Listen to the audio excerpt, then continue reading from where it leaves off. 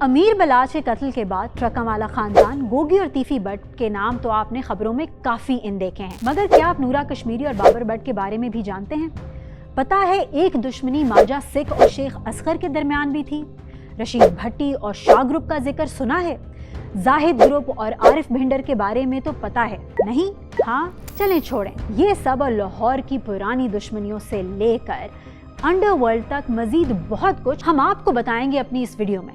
آپ دیکھ رہے ہیں ایک نیوز ڈیجیٹل اور میں ہوں نور فاطمہ چیمہ۔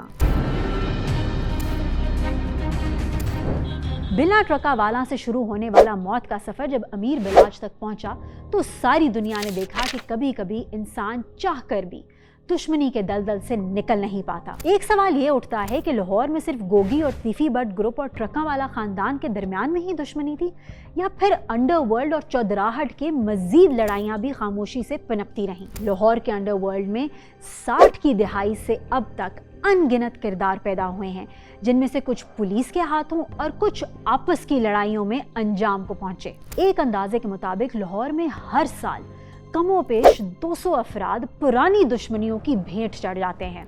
ان میں سے ایک دشمنی اندرون لاہور میں بھی تھی جو 90 کے دہائی میں بلا ٹرکاں والا سے شروع ہو کر 2024 میں امیر بلاچ تک پہنچی اور نہ جانے مزید کتنی نسلوں تک چلے گی۔ اس کے علاوہ نورا کشمیری اور بابر بٹ کی دشمنی میں بھی درجنوں افراد قتل ہوئے۔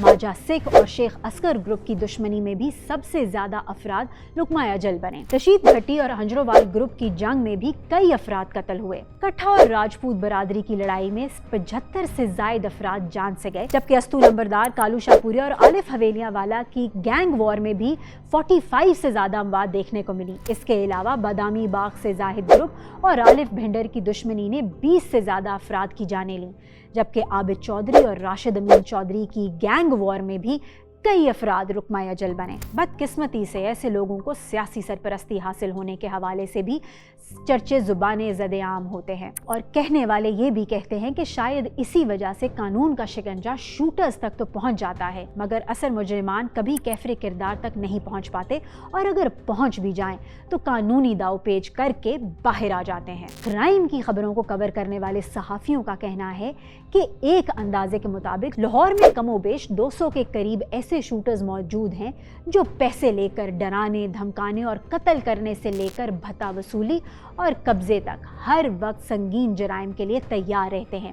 شوٹر کا ریٹ اس کی مہارت اور ٹارگٹ کی اہمیت پر منحصر ہوتا ہے، جو چند ہزار بھی ہو سکتے ہیں اور کئی لاکھ بھی، جبکہ بعض کیسز میں بے روزگار یا نشے کے عادی نوجوان انتہائی معمولی قیمت یا نشے کی پوڑی کے بدلے میں کسی کی بھی جان لینے پر راضی ہو جاتے ہیں۔ پولیس کے مطابق کرائے کے قتل لاہور کے انڈر ورلڈ میں پوری طرح فعال ہیں، اور ان میں سے بیشتر کسی نہ کسی گینگ کے لیے کام کرتے ہیں۔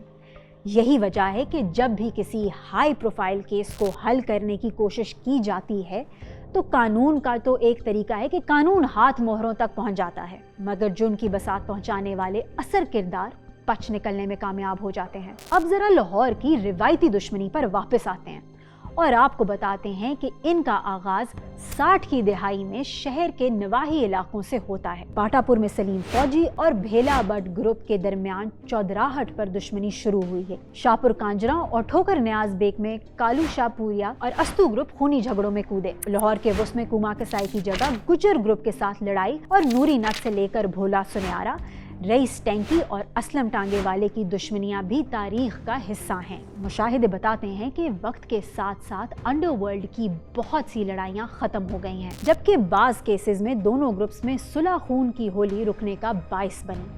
مثال کے طور پر شیخ اصغر اور ماجا سکھ کے وارثوں لیگی رہنما شیخ روہیل اصغر اور ان کے دشمن میاں اخلاق گڈو کے درمیان صلح نے قتل و غارت کا ایک طویل سلسلہ ختم کر ڈالا۔ تاہم دوسری جانب نسل در نسل چلنے والی کئی دشمنیاں ایسی بھی ہیں جن کی آگ آج تک ٹھنڈی نہیں ہو سکی، اور انہی میں گوال منڈی کے بٹوں اور شاہ علمی کے ٹرک والا خاندان کی دشمنی بھی شامل ہے، جس کی آگ بجھانے کے لیے نہ جانے مزید کتنے خون درکار ہیں۔